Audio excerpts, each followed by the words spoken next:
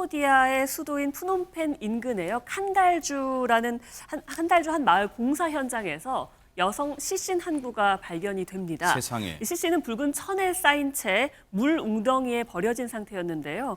지문 감식 결과 30대 한국인 여성으로 확인이 됐습니다.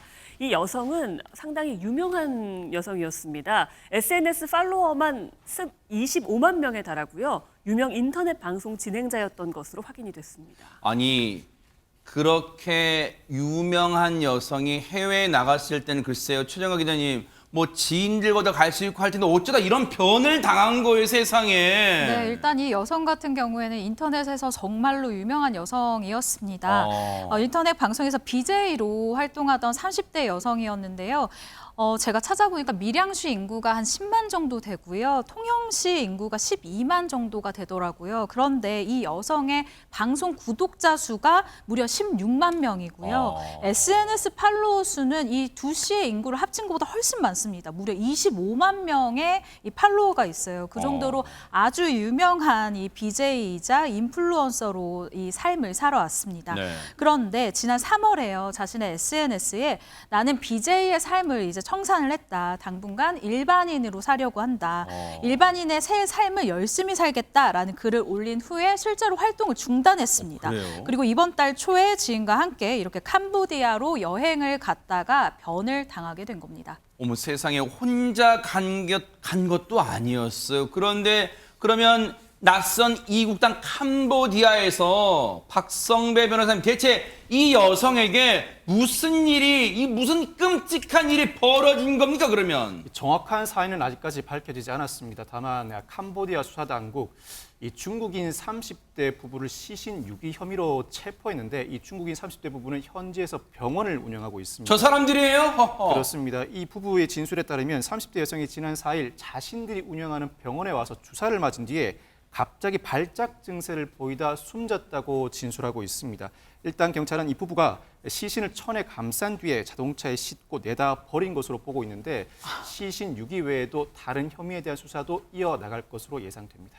뒤가 캥기는 게 있지 않겠습니까? 그렇지 네. 않다면 시신을 유기할 이유가 없어요. 그런데 지금 이 상황을 본다고 하면 상당히 이해가 안 되는 상황인데 네. 일단 이 부부는 의사 자격증은 있는 것으로 알려지고 있습니다. 아하, 뭐 네. 자격증이 있어요. 근데 자격증이 있다고 뭐 다 치료를 잘한다고 볼 수는 없을 거니까요. 네. 이 30대 여성이 어떤 증상을 호소했었는지 병원에 와서 아하. 그리고 실제로 어떤 치료를 했는지는 아직 밝혀지지가 않고 있어요. 그러니까 어허. 지금 뭐 주사를 맞았다 이렇게만 얘기했지 어떤 증상으로 왔고 또 본인들은 그 증상을 해결하기 위해서 어떤 치료를 했는지가 명확하지 않다는 점. 그러네요. 왜냐하면 주사 치료 처방을 하려면 우리 상식으로는 의사가 이 중국인 부부가 의사라면서 의사 면허가 있다면서 그러면 뭔가 처방전을 썼을 거 아닙니까? 그렇죠. 그런 부분들이 전혀 나오지 않고 있기 때문에 문제고 또 하나의 문제는 뭐냐면 정상적인 치료가 아니라고 느껴지는 것 중에 하나가 보니까 시신을 발견했을 당시에 유기를 했잖아요. 저 사람들이. 네. 발견했을 당시에 알아보기 어려울 정도였대요. 그리고 구타의 의심 흔적도 있었다는 어머, 거예요. 세상에. 그러니까 얼마나 구타를 했으면 그러니까 시신을 알아보기 어려울 정도라고 하는 표현은 제가 순화해서 표현하는 거잖아요. 네. 그 정도로 하면 엄청난 구타가 이루어졌을 가능성이 세상에. 있다고 보여지고 또 하나는 뭐냐면 현지 언론의 보도에 따르면 이 중국인 의사 부부가 폭행으로 숨진 30대 여성의 사인을 속이기 위해서 혈청 주사를 놨을 거다라고 의혹을 제기하고 있는 상황입니다. 아하. 병적인 치료를 목적으로 한다면 굳이 캄보디아에 있는 병원을 갈 게 아니라 국내에도 유명 병원 뭐 수술 잘하는 병원 많잖아요. 근데 왜 하필 캄보디아에 있는 이 병원에 해당 여성은 가게 됐을까요? 그러니까요. 만약 이 병원이 상당히 유명한 병원이었더라면 어느 정도 합리적인 부분이 있을 텐데요. 그러니까요. 그렇지가 않은 것 같습니다. 아하. 일단 알려진 바에 따르면요. 이 병원은 규모가 작은 1차 병원이라고 하고요. 위치는 푸놈펜 중심가에 있기 때문에 외지고 위험한 곳은 아니다라고 전하긴 했습니다. 네. 하지만 이 캄보디아 현지 가이드에 따르면요. 굉장히 유명한 병원은 아니기 때문에 관광객들에게 추천하는 병원은 아니다라고 했습니다. 그리고 병원을 운영한 중국인 부부는요. 아까 말씀하신 것처럼 의사 자격증은 있는 것으로 알려지고 있습니다. 중의학과 서양의학을 전반을 좀 다뤘던 것으로 보이는데요. 이 여성이 무슨 일로 해당 병원을 찾게 됐는지 이 부분에 대한 조사는 더 필요한 것으로 보입니다.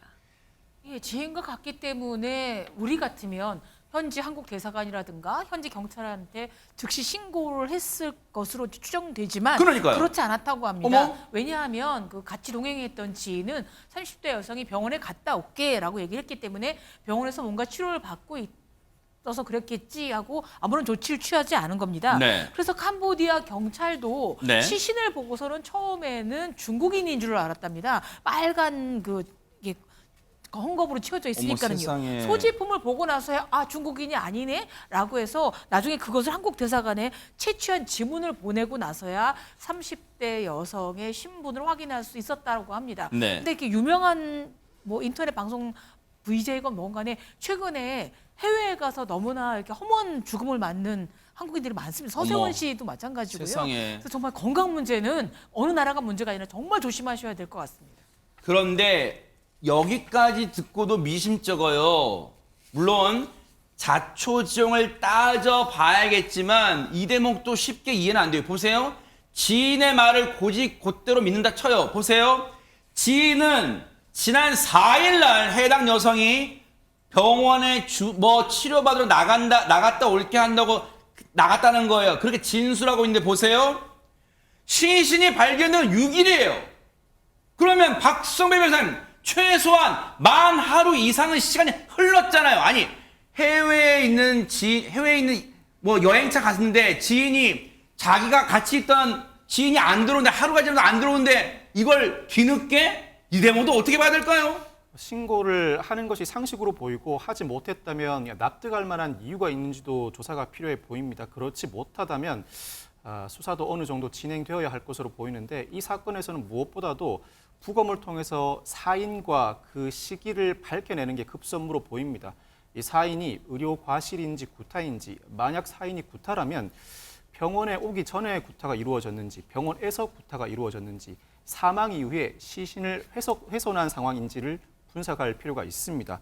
다만 현재 도착한 유족이 이 부검에 반대 의사를 표시해 아직까지는 난항에 부딪혀 있다고 합니다. 뿐만 아니라 한국 경찰, 현지 경찰과 공조해서 캄보디아 여행에 동행했던 지인 등을 조사하고 있는데 무엇보다도 사건 전후에 피해자의 행적을 파악하는 것이 가장 중요하지만 그와 별도로 피의자는 물론 참고인의 행적과 그들 간의 의사 연락 내역을 정밀하게 분석해내는 것도 반드시 필요한 작업으로 보입니다. 네. 시신을 쌌던 붉은 천에 대해서 지문 감식을 진행하는 등 강력 범죄를 염두에 두고 현재 수사가 박차를 가하고 있는 상황이라고 할 수 있습니다. 이건요, 박성배 변호사님 이거 하나만 더 추가적으로 궁금한 게 지금 한국 경찰이 현재 캄보디아 경찰과 공조 수사를 벌이고 있는데 지금 전해진 걸로는 같이 그 캄보디아 여행에 동행했던 지인에 대한 수사 등을 하고 있다. 그래서 정확한 사인을 밝혀낸다고 했는데 혹시라도 이왕 공조 수사를 한다면 박성배 변호사님 우리의 뭔가 선진화된 과학수사 기법을 좀 이용해 볼 수 없어요? 이 사건에 뭔가 그게 좀 필요해 보입니다. 그래야 사망원 같은 거 더 정확히 밝혀낼 거 아닙니까? 우리나라 국민이 해외에서 피해를 당한 경우 사실은 현지에서 수사를 하기는 어렵습니다. 그렇지만 협조만 이루어낸다면 우리도 충분히 그 보조자의 지위에서 수사를 진행해 나갈 수가 있는데 무엇보다도 우리나라 국민이 피해자인 만큼 캄보디아 협조를 이끌어내는 것이 중요해 보입니다. 이를 통해서 보조자의 지위이지만 전반적인 수사를 진행해 나가면서 캄보디아 경찰이 사건의 실체를 밝혀나가는 데 결정적인 도움을 줄 수 있습니다. 그 과정에서